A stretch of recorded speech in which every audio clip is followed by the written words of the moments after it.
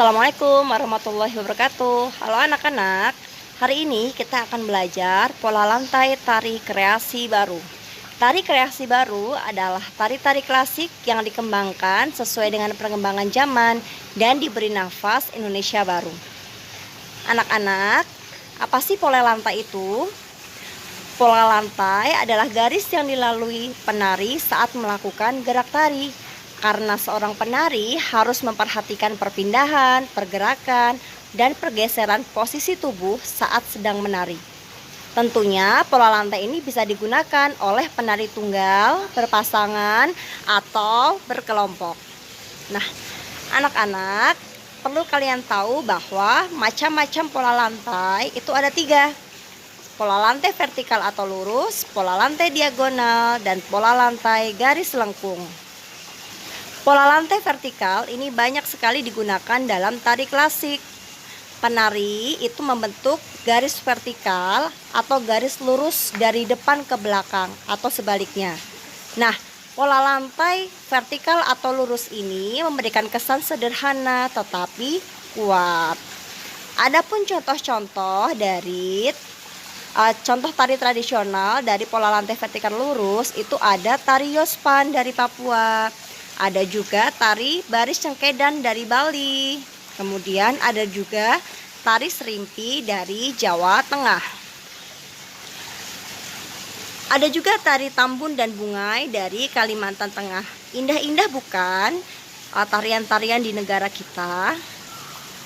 Kemudian untuk pola lantai diagonal, pada pola lantai ini penari berbaris membentuk garis menyudut ke kanan atau ke kiri. Nah, pada pola lantai ini memberikan kesan dinamis tetapi kukuh. Adapun contoh dari pola lantai diagonal adalah pada tari gending Sriwijaya dari Sumatera Selatan. Yang terakhir adalah pola lantai garis lengkung. Seperti lingkaran ya nak. Penari ini membentuk garis lingkaran. Tari rakyat dan tari tradisional banyak juga yang menggunakan tarian ini. Pola lantai ini memberi kesan lemah dan lembut. Kemudian anak-anak contohnya adalah ada tari Makbadong dari Sulawesi Selatan.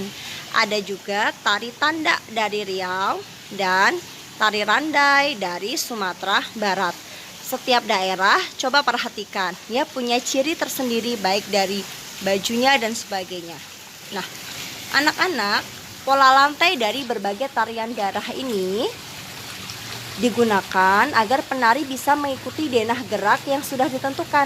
Denah gerak inilah yang dinamakan pola lantai. Nah, fungsi dari pola lantai sendiri adalah untuk membuat posisi dalam sebuah gerakan. Misalnya saat penari dari lurus, kemudian jadi menyerong, kemudian melingkar, dan sebagainya. Nah, anak-anak, pola lantai garis lurus itu tidak selalu berupa garis vertikal saja, tapi bisa dikembangkan menjadi beberapa pola lantai. Contohnya ada horizontal, lurusnya ke samping. Ada juga vertikal ya, yang tadi ke belakang atau ke depan. Diagonal, miring. Ada juga pola zigzag, kemudian pola segitiga ataupun pola segitiga. Nah, sedangkan yang garis melengkung pun bisa dikembangkan menjadi pola lengkung ke depan, pola lengkung ke belakang, ataupun pola lingkaran. Nah, anak-anak, ini adalah contoh lain tari tradisional dengan pola lantainya. Selain yang sudah disebutkan tadi di depan ya, bisa kalian lihat dan pelajari. Misalnya ada tari pickering, itu garisnya lengkung. Saman, garis lurus. Pendet, membentuk tari dengan garis lengkung. Kemudian kecak, saudati, dan jaran kepang. Ada banyak ya nak tarian-tarian di negara kita Indonesia tercinta ini. Nah, bagaimana? Sudah pahamkah anak-anak tentang pola lantai? Ingat ya, pola lantai itu adalah garis yang harus dilalui oleh seorang penari saat menarikan sebuah tarian. Ada 3, ada pola lantai vertikal, pola lantai pola lantai vertikal, diagonal, dan juga melengkung. Nah, anak-anak, jika kalian sudah paham tentang pola lantai, pada tema 2 kali ini kita khusus akan mempelajari tentang tari indang. Adakah yang tahu tari indang itu berasal dari mana? Iya, betul, dari Minangkabau, Sumatera Barat. Nah, anak-anak, sebelum kita beralih seperti apa sih tari indang itu, perlu kalian ketahui ya bahwa dalam sebuah tari tunggal itu tari yang ditarikan sendirian, sehingga dia butuh kekuatan individu untuk menjadi kekuatan dalam dia penampilannya. Jadi kekuatan individu itu menjadi kekuatan karena dia menarinya sendiri.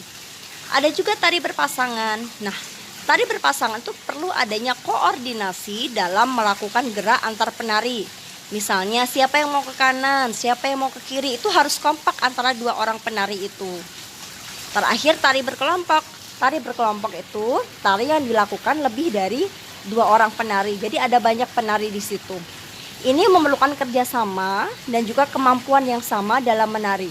Jangan sampai yang satu lemes, yang satu lincah ya. Jadi kekuatannya, kemampuannya dan kerjasamanya itu harus sama.